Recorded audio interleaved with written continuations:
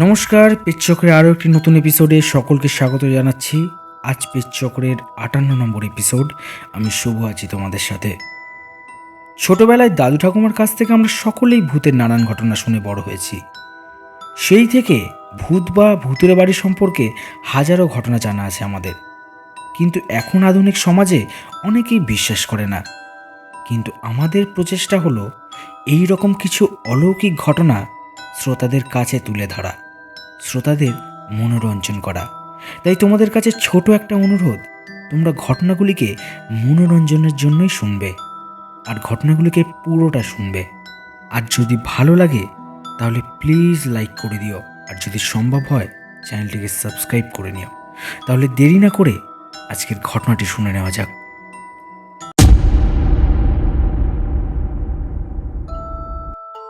ঘটনাটি যখন ঘটেছে তখন আমি এতটা ছোট না যে কিছু বুঝি না, আবার খুব বড়ও ছিলাম না।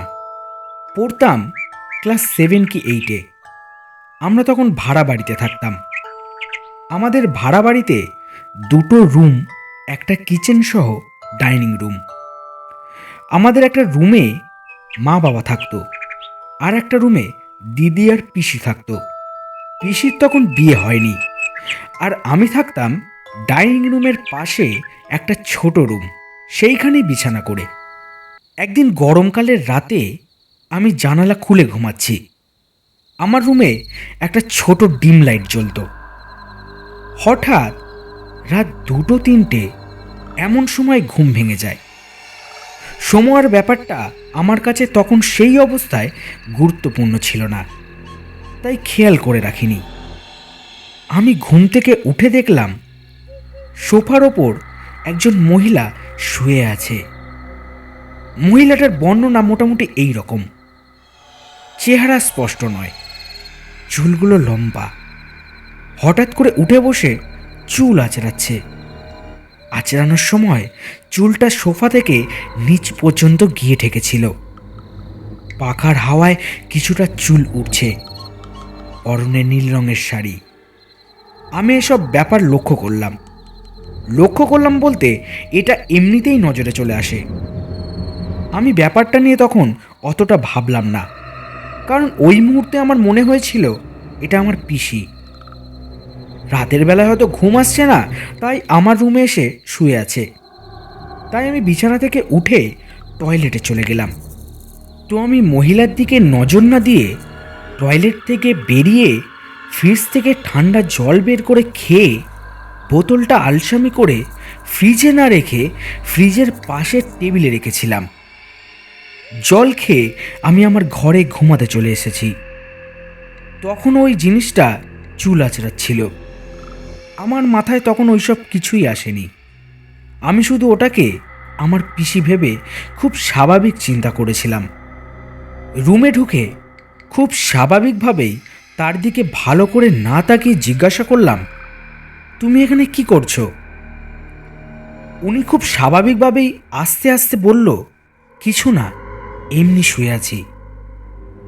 আমি গলার স্বরটা অতটা ঘুমের চোখে খেয়াল করলাম না। আমি ঘুমাতে গেলাম। খুব ভোরে আমার ঘুম ভাঙল সেদিন, এবং সাথে সাথেই মাথায় একটা ব্যাপার খেয়াল আসলো। আমাদের বাড়ির পাশে লোহার কারখানা, তাই খুব সকালে ওই আওয়াজে আমি ঘুমাতে পারতাম না। তাই আমি আমার রুমের দরজা ভেতর থেকে বন্ধ করে ঘুমাতাম, যেটা সেদিনও করেছিলাম।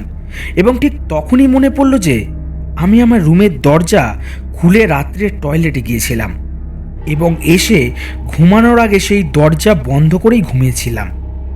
কিন্তু এই ব্যাপারগুলো ওই সময় আমার মাথায় কিছুতেই আসেনি। আমি সাথে সাথে সোফার দিকে তাকালাম, কেউ নেই। সাথে সাথে উঠে বসলাম। দরজা বন্ধ করাই আছে। ভাবলাম রাত্রে আমি হয়তো স্বপ্ন দেখেছি। তখনও আমার বাড়ির কেউ ঘুম থেকে ওঠেনি। আমি তাড়াতাড়ি স্বপ্নের ব্যাপারটা নিশ্চিত হওয়ার জন্য ফ্রিজের কাছে গেলাম। জলের বোতলটার কথা মাথায় আসলো। বোতলটা সেইখানে সেই অবস্থাতেই ছিল রাত্রে আমি যেখানে জল খেয়ে রেখেছিলাম। মাকে ডেকে তুললাম ভয়ে ভয়ে। চিৎকার শুনে পিসিও উঠে গেল। মাকে ঘটনাটা সব বললাম, আর পিসি আমার সামনে এলো। তখন আমি দেখলাম পিসির চুল ঘাড় পর্যন্ত। সেটা আমি জানতাম, তাহলে পিসির চুল কখনোই সোফার ওপর থেকে এত নিচে যাবে না। আমি আরও বেশি ভয় পেয়ে গেলাম। মা আমার পুরো কথা শুনে দৌড়ে আমার রুমে গেল। সোফার পাশে পড়ে থাকতে দেখলো একটা খুব সাধারণ ধরনের চিরুনি, যেটা আমাদের ঘরের নয়। ঘরের দরজা জানলা সব পরীক্ষা করে দেখলো, সব স্বাভাবিক, ভেতর থেকে আটকানো। কিন্তু মা আর কিছু বলল না। তারপর অনেকদিন সব ঠিকঠাক ছিল। তারপর আবার একদিন পিসির সাথেও ঘটে এক অদ্ভুত ঘটনা। আমরা সেদিন গিয়েছিলাম মামার বাড়িতে, তাই পিসি বাড়িতে একাই ছিল। সেই দিন রাতে হঠাৎ ডাইনিং রুম থেকে কিছু পড়ে যাওয়ার শব্দে পিসির ঘুম ভেঙে যায়। পিসি ডাইনিং রুমে এসে দেখে একটা মহিলা নীল কাপড় পরে ডাইনিং রুমের এদিক ওদিক হেঁটে বেড়াচ্ছে। আর সেই মহিলা যেই জায়গা দিয়ে যাচ্ছে, মেঝেতে ঠিক সেই জায়গায় রক্তমাখা পায়ের ছাপ পড়ছে। এইসব দেখে ভয়ে পিসি ঘরে গিয়ে চুপচাপ শুয়ে পড়ে। সেই দিন বাড়িতে কেউ ছিল না। পিসি কি করবে বুঝে উঠতে পারছে না, তাই চোখ বন্ধ করে ইষ্টদেবতার নাম জপ করে চলেছে। হঠাৎ তার মনে হচ্ছে কেউ যেন মুখের সামনে মুখ নিয়ে এসে বসে আছে। পিসি হঠাৎ বুকের উপরে একটা ভার অনুভব করছে। পিসি না পারছে নড়তে, না পারছে উঠে বসতে। এইভাবে প্রায় 5-7 মিনিট চলার পর হঠাৎ করে তার বুকের উপর থেকে সেই ভারী বস্তুটা উঠে গেল এবং দরজার দিকে তাকিয়ে দেখল লম্বা একটা মহিলার ছায়া চলে গেল। সেটা দেখে পিসি জ্ঞান হারায়।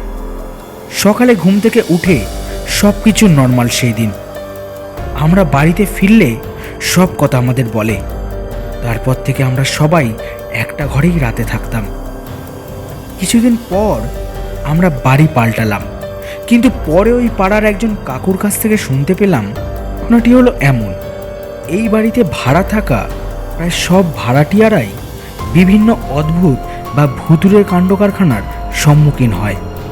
অনেক সময় গভীর রাতে, রাত 1টা কি 2টোর দিকে বাড়ির দোতলার বারান্দায় রাখা দোলনায় কাউকে দুলতে দেখা যায়।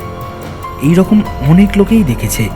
এছাড়া বাড়িটাতে একটা রুম আছে, মাঝরাতে কারা যেন সেখানে হইচই করে, কিন্তু তখন নাকি রুমে গেলেও কাউকে দেখা যায় না। শোনা যায় বাড়ির মালিকের ছোট মেয়ে প্রায় 11-12 বছর আগে গলায় ফাঁস দিয়ে নিজের ঘরেই মারা যায়। মেয়েটি মানসিকভাবে অসুস্থ ছিল। এই আত্মহত্যার পর থেকেই বাড়িতে এমন অদ্ভুতের কার্যকলাপ শুরু হয়।